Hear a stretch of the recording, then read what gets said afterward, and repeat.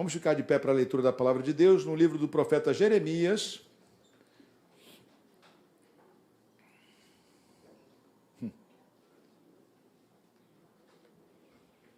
Capítulo 29.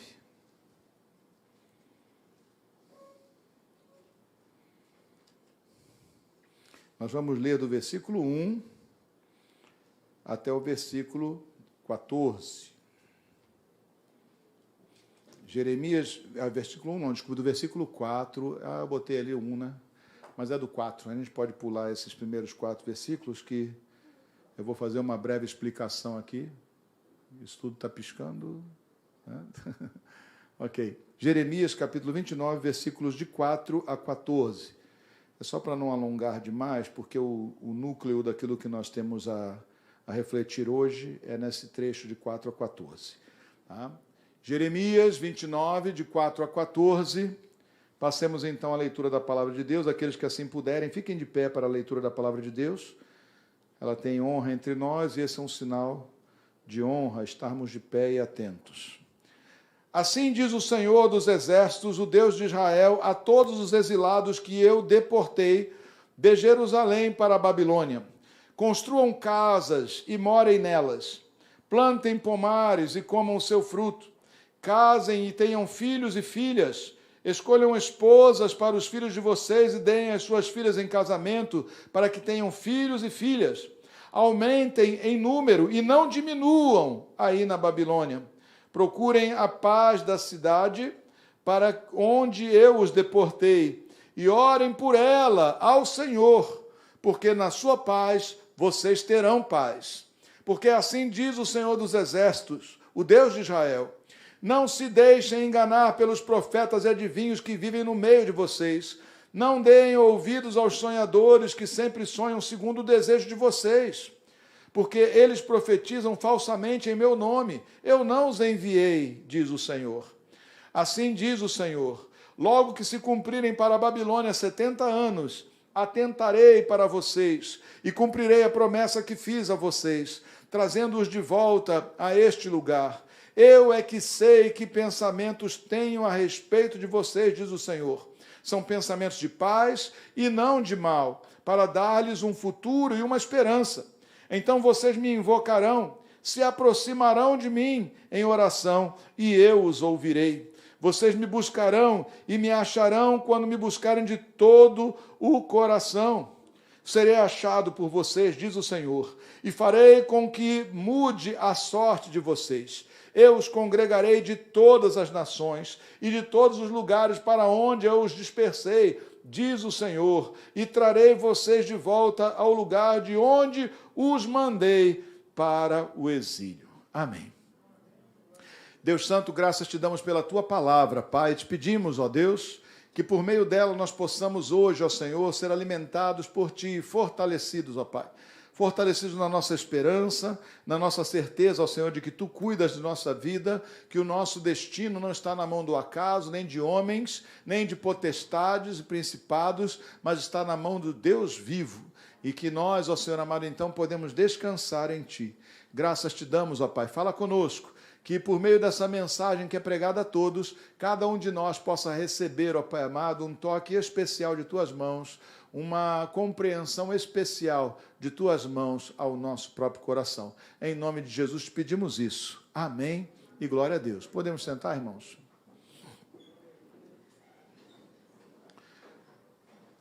Qual é o contexto?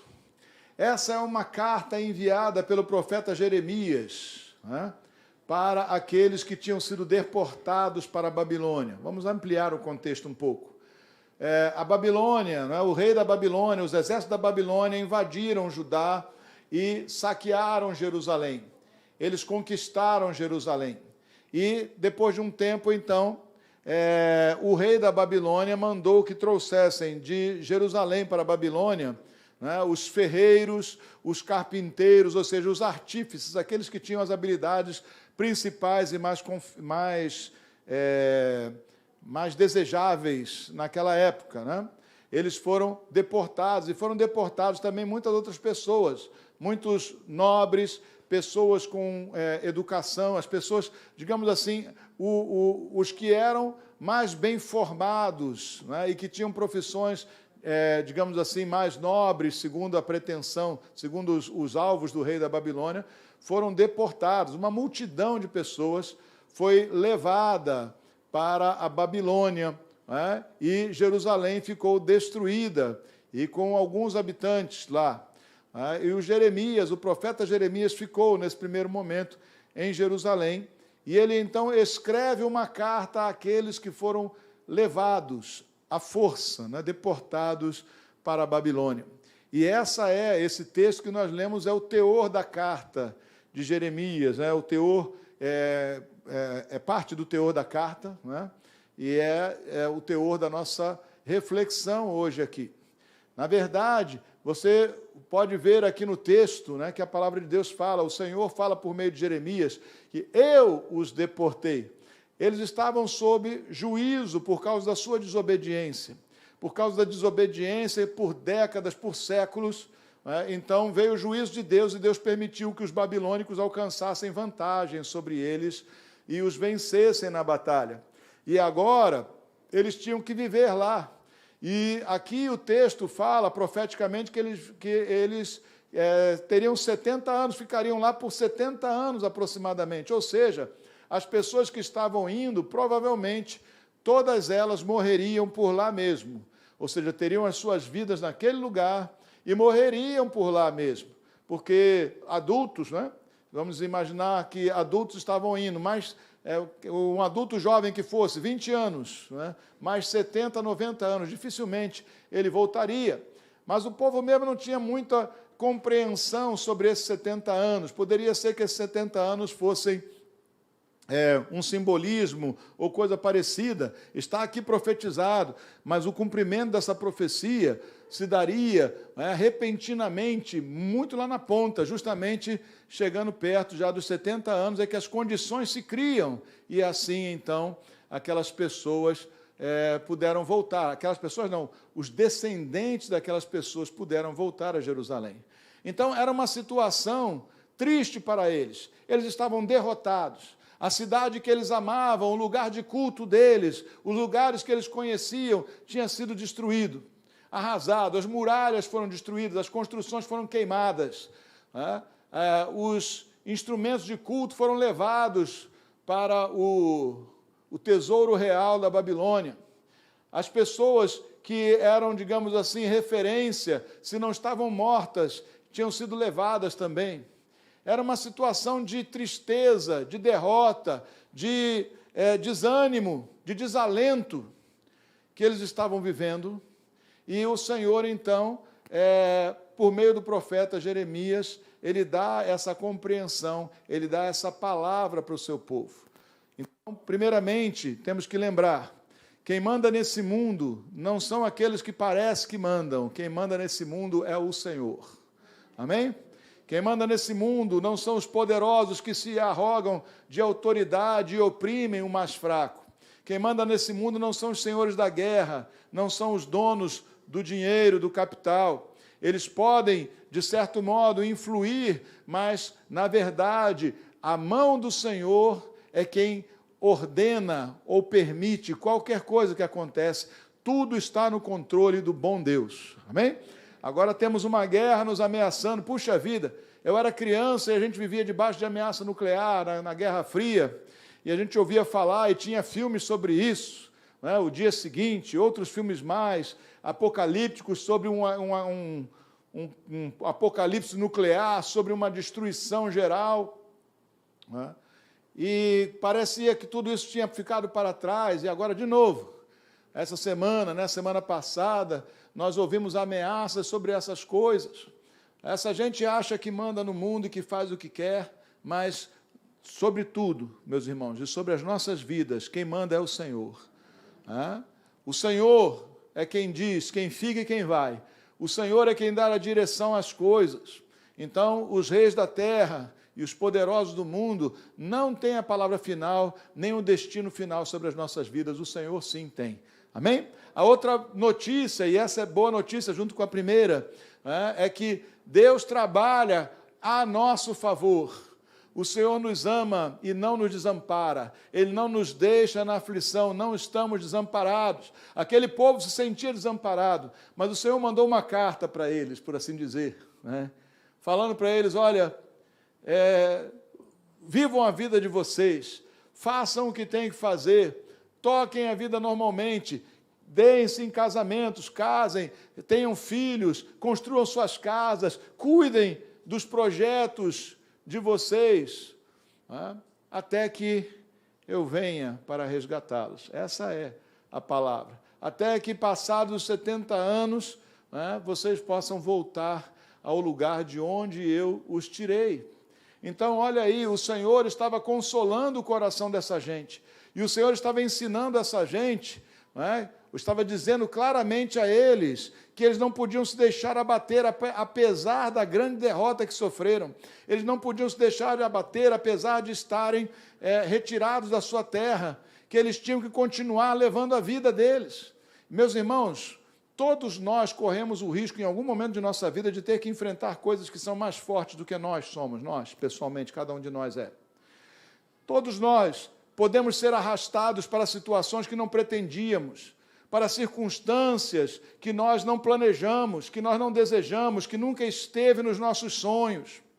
Todos nós podemos passar por coisas assim, mas nós devemos ter em mente que o Senhor está conosco, mesmo no meio desses momentos que nos parecem desagradáveis. Nunca estaremos desamparados, portanto, é necessário tocar a vida, não é? É necessário levar a vida adiante com o que temos. Se as circunstâncias não lhe são favoráveis nesse momento ou em outro qualquer da vida, se as circunstâncias estão difíceis e nós passamos por um tempo muito difícil, estamos ainda passando, né? Mas foi mais difícil ainda em termos de ameaças, de pavor, de opressão mesmo, de perseguição e até mesmo imposição de leis, muitas vezes injustas, né? Temos passado tudo isso, privação, reclusão, limitações. E muitos se aproveitaram desse momento de fragilidade para roubar, para se impor, para oprimir, às vezes só por prazer sádico de mostrar que podem. Mas nós temos que aprender a tirar o melhor da vida em todos os momentos. Amém? Nós não podemos abaixar a cabeça e nos prender num rol de lamentações. O que o Senhor nos chama é tirar desta vida, segundo a bênção de Deus, dentro da vontade de Deus, tirar dessa vida, seja em qualquer circunstância que estamos metidos, tirar o melhor dela, para que nós vivamos abençoados, mesmo em tempos difíceis. Amém? Pensa nos irmãos que estão lá agora na Ucrânia, não é? Tendo ameaças sobre a vida deles. Eles têm que tirar desse momento o melhor proveito dentro da palavra do Senhor e continuar vivendo. Não pode se angustiar, não pode se desesperar, não pode desistir. Nós temos que continuar. Porque a vida em si mesma já é uma dádiva de Deus, um presente de Deus pelo qual nós temos que zelar. Repete comigo. A minha vida é um presente de Deus pelo qual eu tenho que zelar. Amém? Seja qual for a circunstância, seja qual for o momento, se a tua vida está ruim ou não, se o momento não é bom, ainda assim é um presente de Deus para você. E você tem que zelar para tirar dela, extrair dela o melhor e com gratidão no coração. Amém? Então, em todas as coisas, né, em tudo, dai graças a Deus. Amém? Dê graças a Deus, porque se estamos de pé, é porque o Senhor nos tem sustentado. E onde estivermos, é porque o Senhor permitiu que ali estejamos.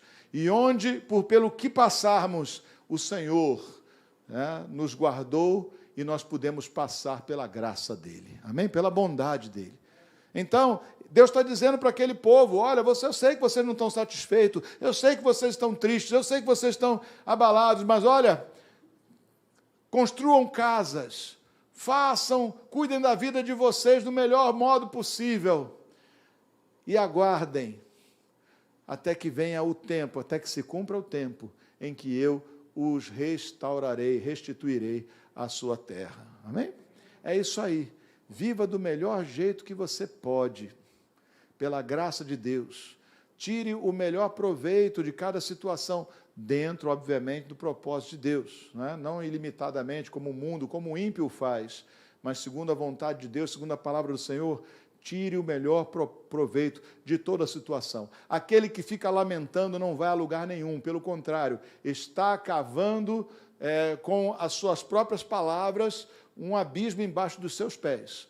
A sua língua é como uma pá, que tira e cava e escava e os faz afundar cada vez mais. O murmurador não vai a lugar nenhum. Ele fica só se queixando e se esquece de produzir alguma coisa que preste.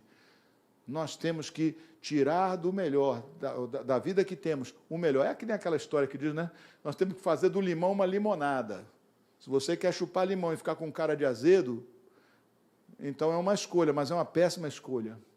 Mas faça dele uma limonada, tire o melhor proveito dele. Há coisas boas a se aproveitar em qualquer momento da vida. Você está doente, recebeu uma má notícia, você está com câncer e está com uma ameaça, uma espada de Damocles pendurada sobre a sua cabeça, uma ameaça constante. Tire o melhor dos seus dias, não desista da sua vida e não perca o seu tempo lamuriando-se e reclamando. Tire o melhor proveito do que você tem. Porque sempre a misericórdia do Senhor se renovará. Cada dia ela se renova em nossas vidas. E cada dia tem o seu próprio proveito e o seu próprio benefício para aqueles que creem no Senhor. Amém? Outra coisa que o Jeremias trata aqui é dos falsos profetas. Jesus tinha alertado que haveria muitos falsos profetas. E eles sempre nos cercam, estão sempre conosco. As suas palavras são aduladoras. As suas palavras são aquelas que os ouvidos gostariam muito de ouvir, mas não são a palavra do Senhor. Amém? E os falsos profetas estão agindo nos nossos tempos, justamente pregando palavras que agradam à vontade humana, palavras que fazem sentido aos projetos carnais, mas que não é a palavra de Deus. É disso que ele está falando aqui. Olha, não acreditem nos falsos profetas. Ele cita alguns. Ele cita alguns e o que eles estavam dizendo, que vocês vão voltar, que rapidamente o Senhor vai livrar vocês. Não vai ser assim. Eu não mandei eles falarem nada. E é isso aí, meus irmãos. Nós devemos pautar a nossa vida nos momentos difíceis, principalmente, em todos os momentos, sejam eles bons ou maus, pelo que diz a palavra do Senhor, e não pelas palavras aduladoras, daqueles que eventualmente, até manipulando a palavra do Senhor, ou excluindo ela do contexto, tentam ensinar para nós caminhos mais breves, ou caminhos que não são os caminhos do Senhor. A igreja de Jesus Cristo tem que andar com o Senhor, com a sua palavra, e não com aquilo que o espírito desse mundo diz. Mas muitos, em nome de Cristo, falsamente, apregoam coisas que nós não podemos fazer parte. Um evangelho que não é evangelho, é apenas a velha notícia do pecado e da corrupção. Então, quase que pode tudo. Não é assim.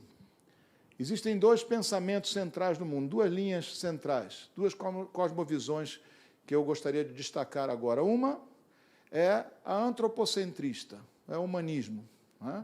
Ou seja, tudo é feito, é dito e está sendo buscado a glória do homem, o conforto do homem. E o outro é o teocentrismo, onde a glória de Deus é o que nós devemos buscar e devemos andar segundo a vontade de Deus. A vontade do homem é constantemente carnal, é constantemente pecaminosa, influenciada pelo demônio, pelo espírito desse mundo. A vontade que o Senhor despertou em nós pelo seu Espírito aponta em caminharmos com Deus até que dele venha a resposta e o livramento do alto. Amém? Então, se você está balançado com alguma coisa, fique com a palavra de Deus. Se você está pensando em desistir e tomar medidas que você sabe que são contrárias à vontade de Deus, fique com a palavra de Deus. Se você está tentado a fazer aquilo que a palavra de Deus reprova, resista e faça o que é a vontade do Senhor. porque o adultério sempre vai bater na sua porta. A perversão sexual sempre vai bater na sua porta. A cobiça sempre vai bater na sua porta. O desejo de ter aquilo que não é seu, mas que é do outro, né? Cobiçar, sempre vai bater na nossa porta. Sempre serão propostas. A violência, o desejo de vingança contra aqueles que te fizeram algum mal, sempre estará sentadinho na nossa porta. E lembra do que Deus disse para Caim: eis que o mal descansa, está aí paradinho, deitado na tua porta, o desejo dele é contra ti. A ti cumpre dominá-lo. Amém? A nós cabe o dever de dominar sobre todo o mal e andar segundo a vontade de Deus. Então diga para o seu irmão assim: para aquele que anda no caminho do Senhor, as promessas se cumprirão. Amém? Glória a Deus. Deus tem um compromisso conosco e Ele assim fará. E aqui diz Ele: olha, assim diz o Senhor, né? Logo que se cumprirem para a Babilônia 70 anos, que era o tempo, né, que estava profetizado para o retorno deles, para saírem da Babilônia, atentarei para vocês. Ou seja, vai chegar um tempo em que eu vou começar a agir segundo os sonhos, né, segundo aquilo que está no coração de vocês, porque eu plantei isso aí, né? Atentarei para vocês. Cumprirei a promessa que fiz a vocês, trazendo-os de volta a este lugar. Deus, né, Ele vela, ou seja, Ele vigia pela sua palavra, dia e noite, para fazê-la cumprir-se em nossas vidas. Amém? Tem promessa que não se cumpriu? Vai se cumprir, está na agenda. A gente só não sabe quando, mas o Senhor a tem guardado para o dia do seu cumprimento. Amém? E Ele diz: assim que chegar esse tempo, eu atentarei para vocês, olharei para vocês, né? E cumprirei a promessa que fiz a vocês, trazendo-os de volta a este lugar. E aí Deus faz uma confissão que serve para os nossos dias, serve para todos nós. Ele diz: eu é que sei que pensamento tenho a respeito de vocês, diz o Senhor. São pensamentos de paz e não de mal, para dar-lhes um futuro e uma esperança. Olha só, o pensamento que Deus revela aqui pela sua palavra é um pensamento de paz para conosco e não de mal, né? Ele tem um pensamento como propósito de nos dar um futuro e uma esperança. Diga para o seu irmão aí: há um futuro para você. Fala para ele aí.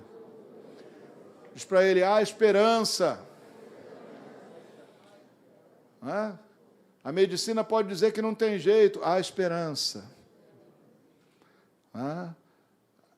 Os nossos olhos podem atentar para a circunstância e dizer: chegamos ao fim. Não, só chegamos ao fim o dia que o Senhor bateu o martelo. Se estamos vivos, se levantamos mais um dia, se respiramos de novo, há esperança. Amém? Há um futuro, há um propósito de Deus. Deus nos tem trazido a esse ponto. Amém? Ele diz assim: eu é que sei que pensamentos tenho a respeito de vocês, diz o Senhor. São pensamentos de paz e não de mal. Aquele povo sabia que estava debaixo de juízo, e talvez nutrisse lá no seu coração o temor de que Deus quisesse vingança contra eles, que Deus não ia mais ajudá-los. Esse sentimento é um sentimento que o diabo inculca na cabeça daquele que erra, daquele que falha, tentando nos fazer acreditar que Deus não vai ser misericordioso, que Deus não vai agir mais em nossa vida, que o Senhor nos deixou para lá porque nós não prestamos. E é verdade, em grande parte, que nós, por nós mesmos, não prestamos. Eu não vou nem pedir para você dizer isso para o seu irmão, não, porque ele pode não compreender nessa hora. Mas é fato, nós não prestamos para a salvação pessoal. Eu não tenho como me salvar. Mas mesmo você sendo esse cacarecozinho, e eu também, mesmo você sendo esse imprestável para a autossalvação, Deus nos ama e Ele tem um propósito de salvação para cada um de nós. Amém? E essa salvação se opera no final, sim, na ressurreição, né, dos mortos, sim, mas ela se opera agora mesmo. Nós já estamos vivendo a vida de salvos. O Senhor já nos tirou da morte, já nos resgatou das trevas, e Ele já está operando em nós a sua boa, agradável e perfeita vontade. Amém? Tem um caminho de bênção só para você, que é um pouquinho diferente do caminho do seu irmão. Deus vai operar na sua vida coisas diferentes, porque Deus é um Deus criativo. Ele levará o mesmo fim, mas nós passaremos por caminhos diferentes. Mas em todos eles nós temos a oportunidade, não é? Ou seja, na nossa vida particular, não é? Alguns vão ser mais abençoados por um lado, outros vão ser mais abençoados por outro, mas a bênção do Senhor estará presente na vida de todo aquele que confia nele. Amém? Creia nisso. Não fica olhando para a vida do seu irmão e querendo dar para a sua vida o que ele tem. Porque Deus tem um cuidado e uma maneira de tratar com cada um de nós. Porque você mesmo é diferente. E Deus é que sabe aquilo que nós precisamos. Amém? Então não fica olhando para a vida do outro assim, oxe, eu queria ser tão abençoado como ele. Não é? Eu queria que Deus fizesse o que fez na vida dele. Eu queria um marido igual ao dele. Opa, olha aí, está errado. Só se ele tiver um irmão gêmeo. Mesmo assim não é igual, é só alguém parecido. Não olha para a bênção que Deus está derramando na vida do outro, não. Olha para a palavra de Deus. Deus tem coisas maravilhosas para fazer na sua vida. E elas são especiais para você. São exatamente no desenhozinho daquilo que Deus projetou para a sua vida. Amém? Você crê nisso? Diga, eu creio, Senhor. E eu espero em Ti. Amém. Olha lá o que ele diz aqui. Então vocês, né, eu que sei o que eu sinto, eu que sei o que penso, eu tenho pensamentos de bênção para vocês. Né, não fiquem aí pensando que eu desisti, que eu vou puxar do céu o meu raio, o meu trovão, eu vou torrar você, deixar você torradinho. Não é isso. Não é? Ele diz, eu tenho pensamentos para lhes dar um futuro e uma esperança. Então vocês me invocarão, se aproximarão de mim em oração, e eu os ouvirei. Esse é um trajeto, essa é uma trajetória que todos nós temos que cumprir. Eu preciso invocar o Senhor. Todos nós precisamos invocar o Senhor, chamar Ele sobre a nossa vida. Né? Eu preciso me aproximar dEle em oração. A oração nos aproxima do Senhor. Amém? Quando eu oro, eu estou me aproximando de Deus. Quando nós oramos, nós estamos nos aproximando do Senhor. Quando nós oramos, nós estamos encurtando distância. Estamos ficando mais perto. A oração atende ao propósito de Deus em nossa vida. Então, quando você ora, você está se aproximando do Senhor. Não é? Ou seja, invocarão, se aproximarão de mim em oração, e aí então eu os ouvirei. Não é que Deus não escuta, mesmo quando nós estamos distantes, mas é que Deus quer que nós nos aproximemos para Ele dar ouvidos à nossa súplica. Amém? Se você quer ficar gritando distante, ok, aqui e ali o Senhor vai agir na sua vida, mas se você se aproximar dEle em oração, o Senhor vai ouvir você muito mais. Não porque Ele seja surdo, não porque Ele tenha alguma dificuldade de escutar, mas porque isso cumpre o propósito dEle, que nós andemos juntamente com Ele. Sejamos próximos do nosso Deus. Amém? Amém? Então diga para o seu irmão assim, construa uma intimidade com o Senhor. Como é que a gente constrói intimidade com alguém? É no dia a dia. Né? Não é de uma hora para outra, você olha para alguém assim, e agora eu sou íntimo seu. Não é assim. Isso leva tempo. Né? É uma sequência, né, de aproximações até que as pessoas se sintam de fato seguras e interconfiantes, ou seja, que se sintam de fato participantes um da vida do outro. Amém? Você não cria amizade com alguém porque você foi apresentado para essa pessoa. Essa amizade ela vai se desenvolver e vai crescer cada vez mais, quanto mais você buscar ser frequente na vida dessa pessoa. Certo? Então, diga para o seu irmão assim, cola comigo que eu estou on. Estou ligado. Cola comigo que eu estou ligado. Ou como gosta de dizer o nordestino, o pai está on. Os nordestinos mais moderninhos, né? O pai está on. É isso aí, cola com a gente, cola com aquele que está ligado no Senhor e você vai atalhar nessa intimidade. Amém? Vai se aproximar muito mais. Anda com os teus irmãos, anda com quem tem algo a te oferecer em termos de vida espiritual. Dê atenção e esteja atento à palavra do teu irmão que te abençoa, que está vivendo a vida com Deus em intimidade. E você vai crescer também em intimidade. Amém? Então ele diz aqui, olha, vocês Me buscarão e me acharão quando me buscarem de todo o coração. Serei achado por vocês, diz o Senhor, e farei com que mude a sorte de vocês. Há uma bênção, há um futuro, há uma esperança, há um chamado de Deus a nós, um chamado para nós rumarmos nesse caminho. A situação pode estar difícil do jeito que estiver. Tire o melhor proveito da situação. Não desista, não desanime, não deixe de orar. Apenas tire o melhor proveito de tudo aquilo que você tem, irmãos. Ninguém tem tudo. Você está doente? Então tire o maior proveito nesse tempo da sua doença. Né? Foi mandado para o hospital? Olha aí que oportunidade de você pregar para os enfermeiros, né? Pregar para outros pacientes, se tiver também contatos com eles, não é isso?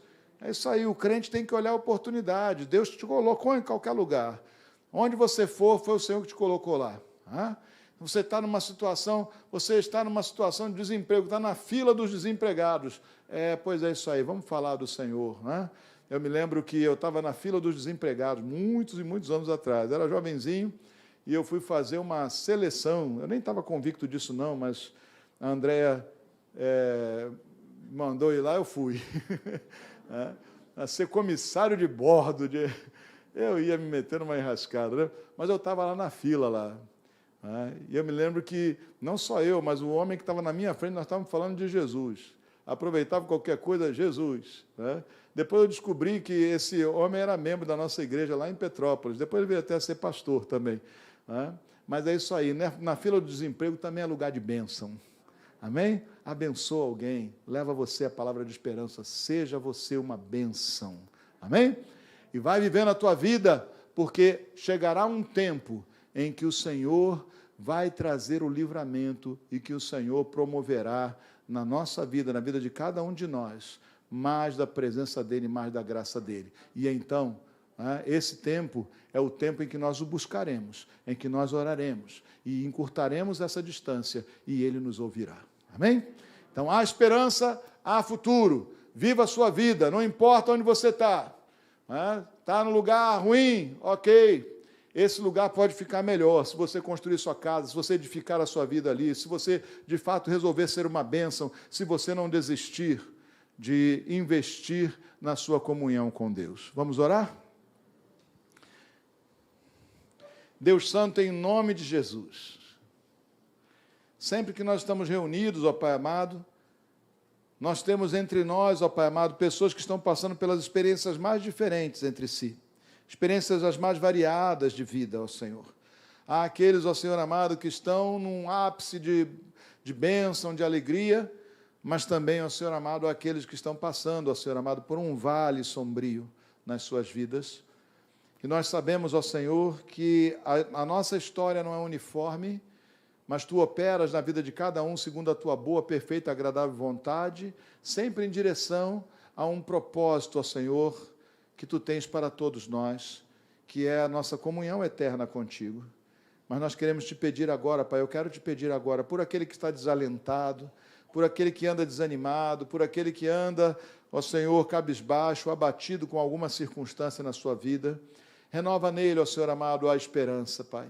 Faça ele compreender, ó Pai amado, que nada acontece à revelia da Tua vontade, que Tu estás presente conosco no meio das tribulações. Então, Deus Santo, em nome de Jesus, vem agora, ó Senhor amado, trazer resposta à oração. Vem agora, ó Senhor amado, e que pela oração nós possamos crescer em intimidade e proximidade contigo. Vem agora, ó Senhor amado, e opera nas nossas vidas, ó Pai, segundo o Teu querer e a Tua bondade.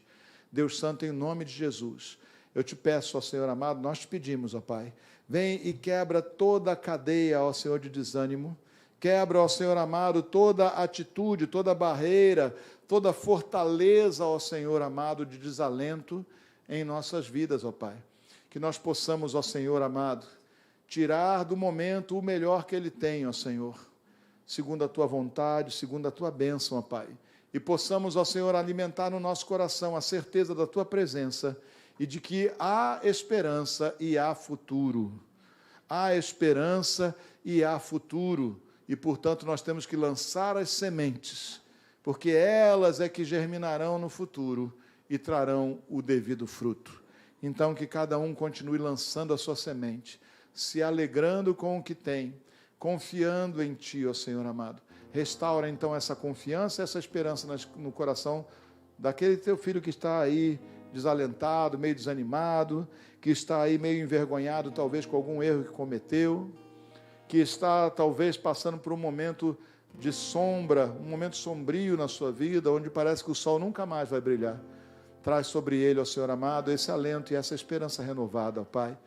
Confirma, ó Senhor amado, a Tua presença, e já que estás presente, ó Senhor amado, então, ó Senhor, nós podemos nos alegrar em Ti. Faz essa obra, Pai, te pedimos, em o nome de Jesus. Amém. Glória a Deus, aleluia. Louvado seja o Senhor. Santo, santo és Tu, ó Senhor. Fica de pé no teu lugar.